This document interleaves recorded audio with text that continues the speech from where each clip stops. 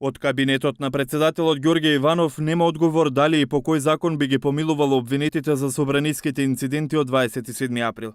Додека Вила Водно молчи, правниците поделени. Едни сметаат дека по бришењето на членот 11 од Законот за помилување од страна на Уставниот суд, Иванов нема право да амнестира за кривични дела против безбедноста на државата.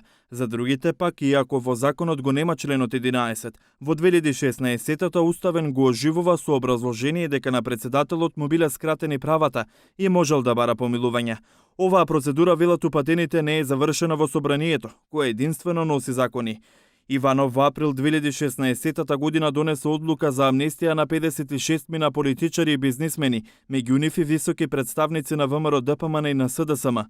Еден месец подоцна, собранието го дополни Законот за помилување со членот 11а. 7 дена потоа, Иванов за дел од нив амнестијата ја повлече. Членот на кој се повикуваат експертите со став дека Иванов може да помилува гласи: председателот на Републиката може во рок од 30 дена од денот на донесувањето на овој закон да го поништи помилувањето дадено без претходна постапка за помилување. Председателот не е должен да ја образложи одлуката од ставот 1. Лицето за кое е донесена одлука за помилување има право до председателот на Републиката да поднесе барање за поништување на одлуката за негово помилување.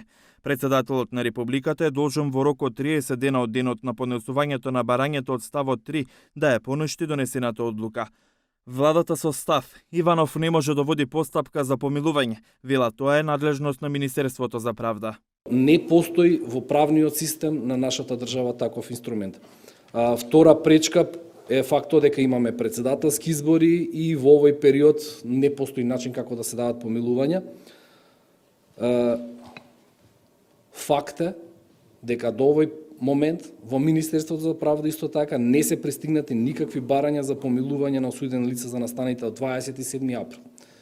Се што ќе се направи надвор од овие рамки би било дефинитивно кршење и на законите и на уставите, и на уставот.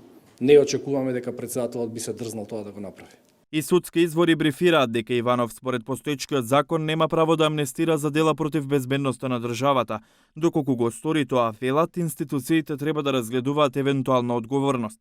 Од кабинетот досега не ги објавили имињата на оние кои бараат помилување.